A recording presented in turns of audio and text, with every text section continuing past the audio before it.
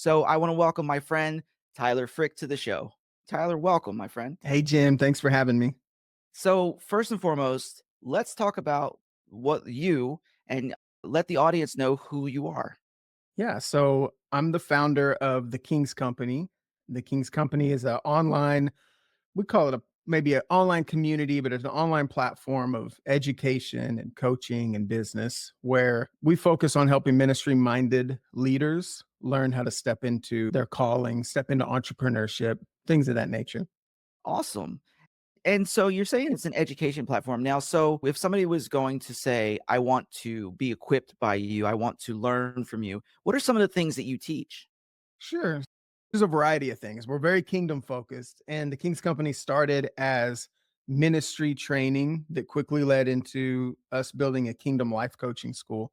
So, one of the things people can do is go through our schooling or programs to get certified as a kingdom life coach and to get equipped for ministry in a lot of ways that, just to be frank, most local churches aren't going to teach on. And so that's a big chunk. But once we had a lot of success equipping people in that area, I, being a pioneer, turned to the Father and said, Lord, if I can do this, surely other people can too. Do you want me to teach it? And so about 2022, he kicked up a whole new branch in the King's Company. And since 2022 to now, we've been doing a lot of business training as well. So really it's education for the ministry minded leader, whether they're wanting to get equipped on the ministry side and the spiritual side, or to step into their calling and build their business and know how to do those things.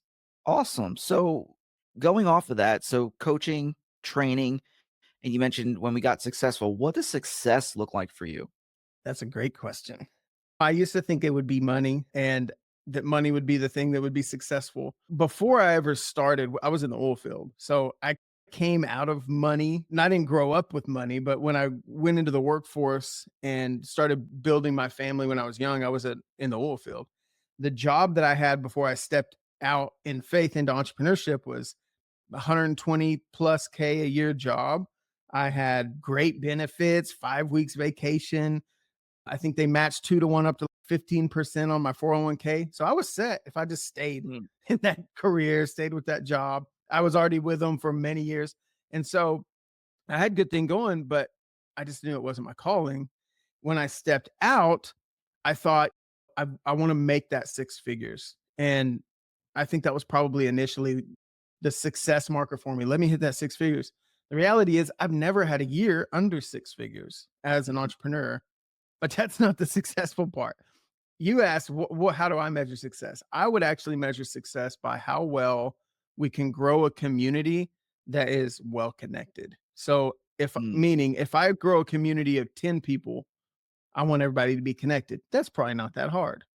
But if I grow a community of 1,000 people, I would want those 1,000 people to be just as connected with each other as the 10. And so success for us looks like when there's abundance in both people and operations and all that, we're able to steward it in a way that everyone gets shepherded so that everyone feels seen, everyone is heard, everyone is known, and it's real. We're intentional with relationship. So you opened up a couple tracks of thought that I'm very interested in. First and foremost, success used to be six figures. Now it's connected community. What was the struggle like to get to that? Because man, the thing of letting go six figures to get to if 10 people are connected, I'm good. Mhm. Unpack that.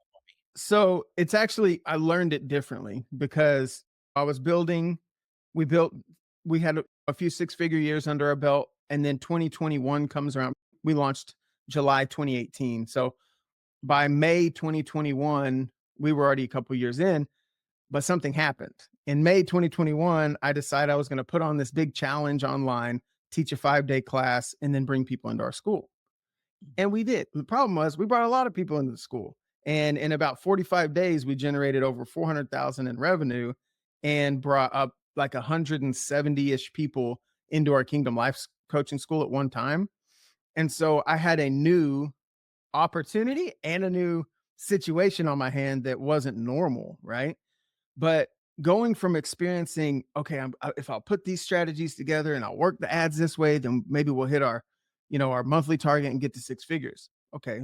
That was what I had been used to because that's what we had done for the first couple of years. And I felt like I was striving to get, not too much striving, but striving to earn so that we could keep the business open.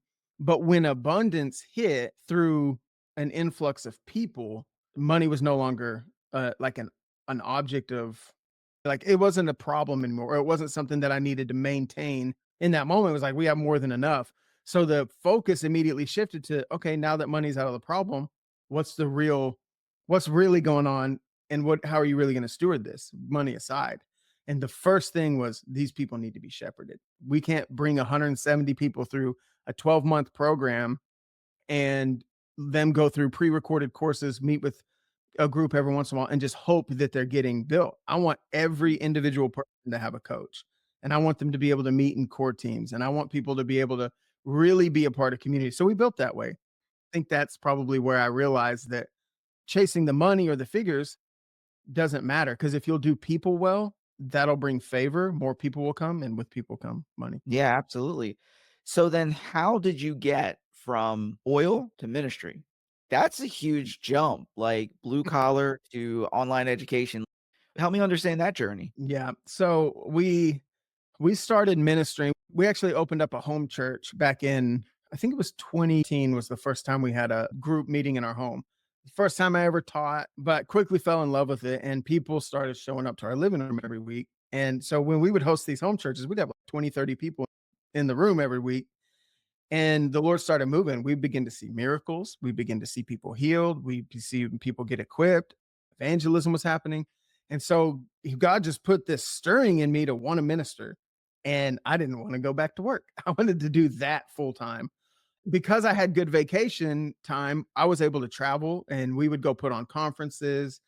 I've been invited to go minister on things and teach at Ivy League University. So I did that a few years in a row. But I told the Lord, because right there at the end of the oil and gas career, my job was literally to optimize the flow of oil out of 385 wells in the Permian Basin. I would look at the well, and if it went down, I would redesign how we would rebuild the well when we fixed it so that it would produce the most oil.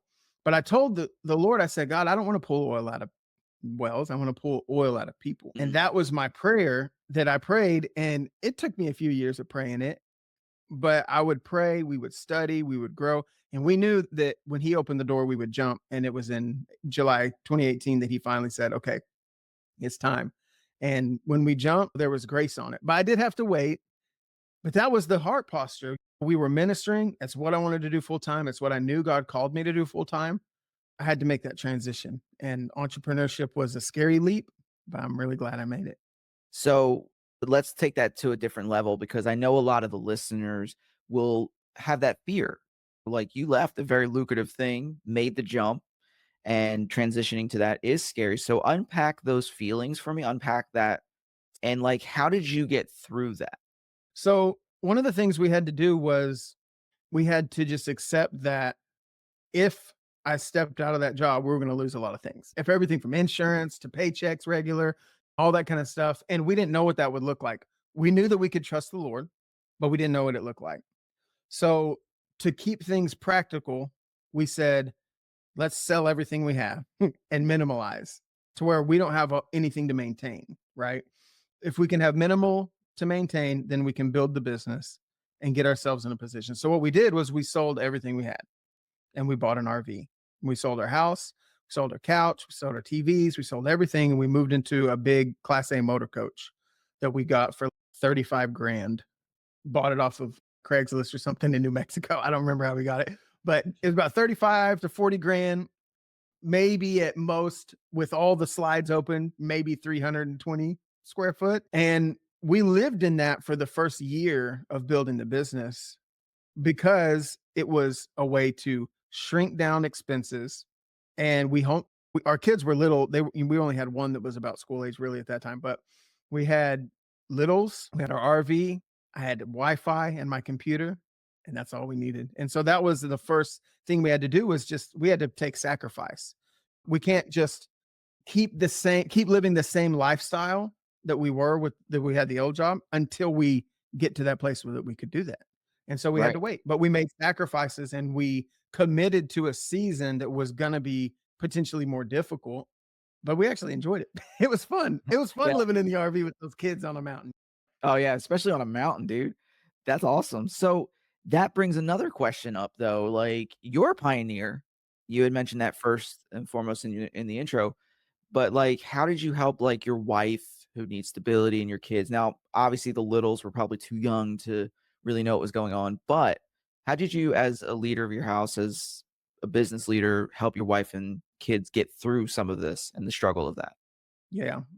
First and foremost, I never jumped until we were 100% agreement. So even the thought of, should I step out of my job? If anyone's listening and you're not on the same page with your spouse, don't do it because you got to be in agreement. So Truth. first things first, we were in agreement. Bri agreed that the destiny on my life and her life is to take the gospel to the nations, Mm, not to pump oil for a multi-billion-dollar company that could just replace me in a second anyway. So instead of, and really the father told it to me this way. He said, I have an inheritance to give you, but I'm not going to give it to that company. mm, You don't create a place for me to put it. I can't give it to you. That's why I opened the business bank account. He literally told me to open the business bank account so he could give me my inheritance. He said, your inheritance is going to come from me and I'm going to give it straight to you. I'm not going to pass it through anyone else's hands. He does pass it through people's hands to get to it, but obviously, he's yeah. not going to pass it through another company or another vision or another person's destiny, really, to get it to me. He wanted me to pioneer something fresh and create a space for him to bless and hand that to me. And so that's why I opened the business originally and in agreement with her. So she's been faithfully beside me the whole time. And it's just been easy. But I think we have a pretty easygoing relationship too. My wife and I do. How long you guys been married? 13 years. Man, congratulations. 13 is a good number. So, yeah, man. So, did you guys ever during that time of building the business in the RV, did you guys have any breakdowns, like, where you were just, like, ready to quit? I got cabin fever up on the Okay. mountain because think about this, 2 spouses and 3 littles under 10 living in 300 square foot, and I work from home. So Mhm. it was, I'm gonna get up, I'm gonna set up my computer somewhere in that RV with whatever's going on there and then work. So there were some seasons where it's like I was in a felt like I was in a cave, literally in that RV, working, getting things done, building the business. I got to a point where my blood pressure actually started to rise because literally I was having cabin fever. And the Lord, I'm like, what is going on? I'm like, this is not healthy. And the Lord said, go fishing. And he taught me. So I literally went and got a fishing pole and went to the river, sat by the river. I did that for 3 days one week and it broke the blood pressure problem. Mm. Everything settled back to normal. And he taught me principles of rest. So yes, we had a little bit of mental and emotional breakdown. That was God's way of teaching us the principles of rest as entrepreneurs so that we wouldn't have to fight that battle for too long. He did it in the first year. Amen. Amen on that, man. Some people take years to learn that if they ever learn it. Burn to learn. So you just said a very loaded thing right there, and I don't want the listeners to miss this. I worked a lot, high blood pressure, Lord broke that and taught me rest. Talk to me about burnout and talk to the listeners about the realities of burnout as a kingdom entrepreneur. Yeah, I think the number one thing that any entrepreneur needs to maintain and invest in is mental and emotional state because and I'm not saying invest in it even yeah, maybe therapists or maybe coaches, but I'm just saying just intentionally investing in yourself every day to check on yourself.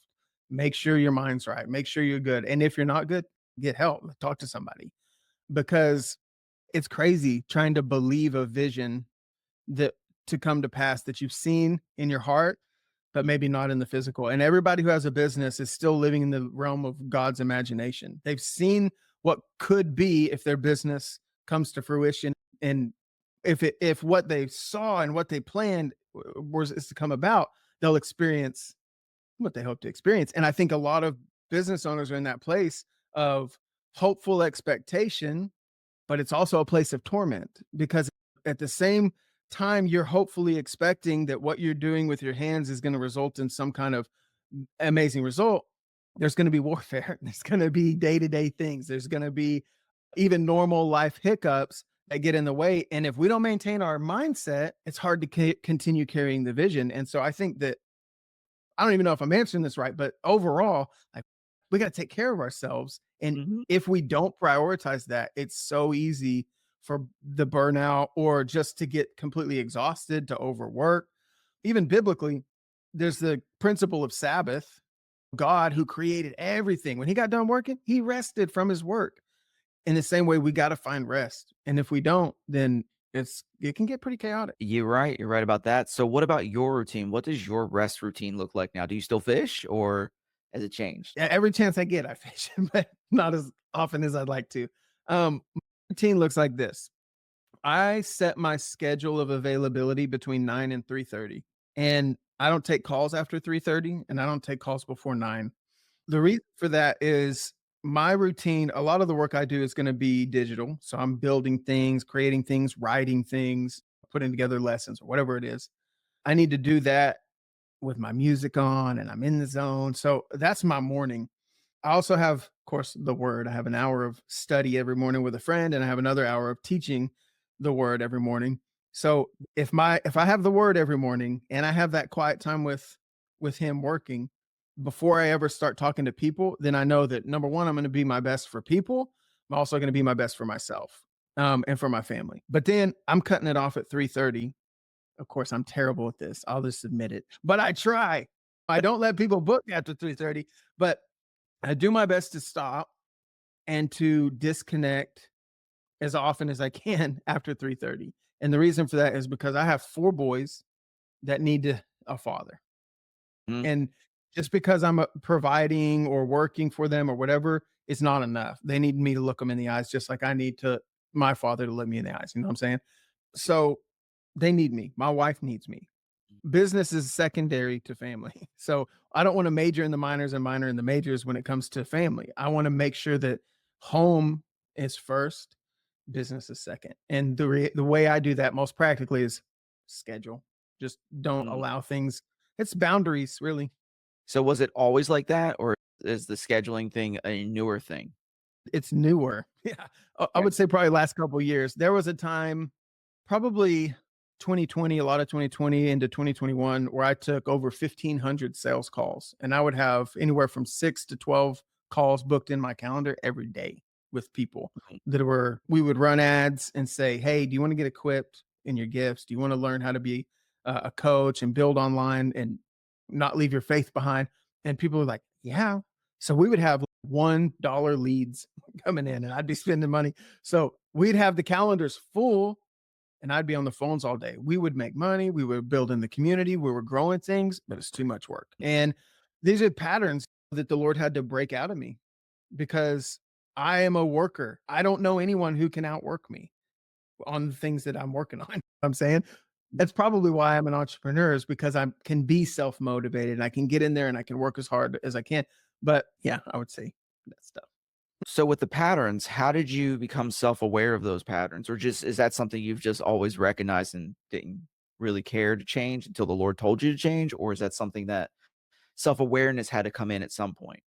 Yeah, the Holy Spirit told me, but I had to ask him, like, "What do I need to do? Why do I keep getting in this situation?" And he had to teach me. It's because you keep putting yourself in this situation when you overwork and when you're doing all these things. And I think also I'm 32, so just also learning how to be an adult still Mm, and shape the way that our family has routine. Our dynamic is completely different than the family dynamic when I was growing up. When I was growing up, my I would lived in the house with my grandparents. My granddad was an accountant for 43 years at the same copper refinery. My grandma was a teacher for 30 years at the same school, but we mm. had a routine that was built around their life and their work routines. Me, I can do whatever I want, whenever I want, because I'm a work from home entrepreneur. And so to figure out the patterns of rest and the patterns of work it was something I had to learn for the first time organically originally. And I think it's just a process that everyone's gonna have to walk through. Sweet. This brings up another interesting question, workaholic, family, and all that. Do entrepreneurs have friends and should they maintain those friendships or is your friends basically your family? It's interesting.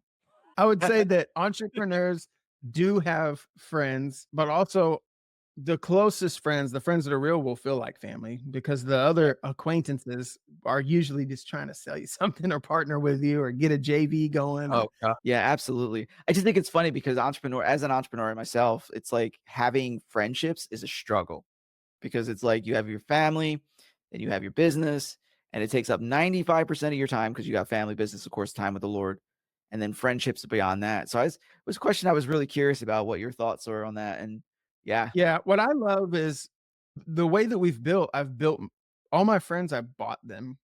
Sounds crazy, but I did pay for ads, and these all these people came from the ads and came into the King's company, and now they're my best friends. And so I'm like, I just went and bought all my friends. I needed them, so I went and bought them. But that's great. over time, we ran ads, we found people, we built community, and so today, like even right now, we have like 30, 40 people on our team.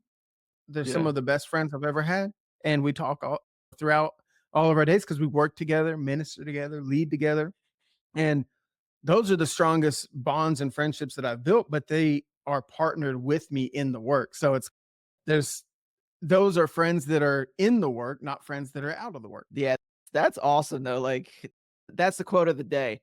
I bought my friends. It's funny too. Bryce says that in the original, she reminded me of this the other day. She said that I always do the when I or in the beginning, I would target INFJs because I want Right. one. And so I would target INFJ, and all the people who came in into the original group were like me, and it was funny. Oh, that's awesome. I'm on the other end of the spectrum, and what's interesting is, like, ENFPs around each other tend not to like each other. Yeah. So, Yeah, INFJs, we can hang, so you jive, man. ENFPs were just a bunch of, like, herding cats, dude, and we just it's, like, crazy. So, tell me what you got going on now as we start landing the ship of this episode, and probably have you back on in a future episode at some point. What are you doing mhm. now? Yeah, so we're definitely still taking people through our school, getting certifying coaches, getting people equipped for ministry. The other side of it is that we have really over the last year to 2 years developed a full-on marketing, AI, and sales branch of the King's Company to where we provide systems, we train, we do business coaching, teach those people. And the reason we do that is because all the people who come to our school, we get equipped for ministry and coaching. But I don't want them to then go, okay, great. I'm now equipped to go sit in my chair at home and do nothing. No, I want to teach people how to launch courses or like you launch podcasts, how to Mhm. take coaching programs and create them, how to build mentorships. And all of this is okay. It's the things that we see other people doing, but what is really going on? The reason I want to people to teach courses and build communities is because it's making disciples.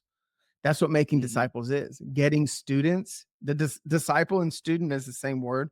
So a learner, how do you get learners? You have to have something to teach. So if you're teaching something, you can get learners. And if you have learners that you're teaching, you're probably making disciples. That's part of the call. And if every in my perfect world, if everyone who came through our school launched and built in similar ways than I did, then in the same way I've been able to teach over 20,000 people, what if all the people I equipped also were able to do that? That's Yep, impact. So that's what we've been it doing is. lately. And it's a mix of both.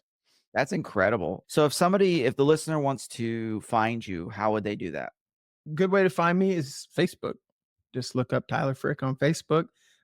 A second one would probably be just to go to a great way to connect is our Mind Traffic mentorship. It's a free group people can be a part of to get connected on the ministry side. And that one is available at thekingscompany.us/mind traffic.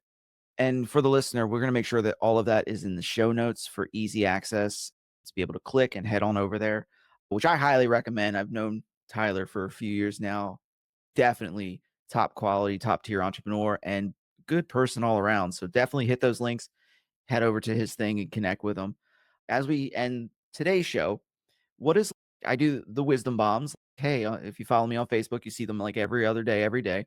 So what's a wisdom bomb that you would love to leave our audience to chew on? Yeah.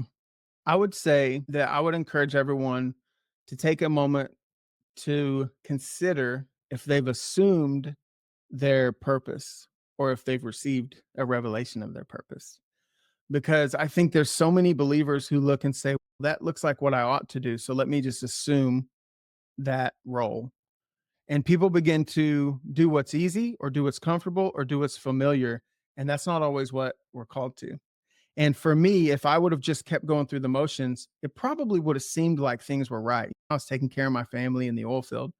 Everything seemed right. The provision was there. We had friends. We were doing things, even ministering on the weekends and stuff. Dude, that was But I had a powerful. destiny. Man, that was powerful. Oh, do you assume your purpose or have you received it? Dude, like heart ripped out, thrown down. Dude. So listener, definitely send the emails and just go check him out, man. That was great. So, first and foremost, I want to thank you for being on the show today. This has been an incredible conversation. Tyler, thank you so much for hanging out with us. And for the listener, thank you for making it this far in the episode. Make sure you check out the rest of the episodes, comment, do the reviews, all the things that would help create a greater influence or greater impact reach for this podcast. And with that being said, I just appreciate you being on Grace in the Grind, where we equip, encourage, and empower with the stories behind the stories for the entrepreneur and the leader in the Christian world. So, guys, thank you for being here. We'll see you on the next episode. This has been Grace in the Grind. Whether you're a Christian leader looking for guidance or an entrepreneur seeking inspiration, it's Jim's passion to equip and encourage you. Make sure to check out Jim's solo episodes, where he shares practical leadership insights grounded in a biblical perspective. We hope you've enjoyed the show. If you did, make sure to like, rate, and review. And we'll be back soon. But in the meantime, find us on social media at Lead with Jim. And you can also hit the website at www.leadwithjim.com. Take care of yourself, and we'll see you next time on Grace in the Grind.